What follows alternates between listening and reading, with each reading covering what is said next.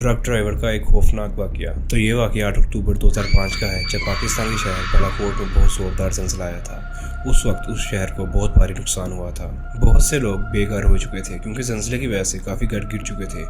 वहाँ के लोगों को बहुत सी मुश्किलात का सामना करना पड़ रहा था और वहाँ अब खाने पीने की बहुत कमी हो चुकी थी। उस वक्त सिंध के बहुत से लोगों ने बालाकोट के लोगों की बहुत इमदाद की। उन्होंने खाने पीने के लिए राशन और पहनने के लिए कपड़े सिंध से ट्रक भर भर कर बालाकोट भिजवाए गए। तो एक ट्रक ड्राइवर जिसका नाम सलीम था, उसका ताल्लुक कराची से था।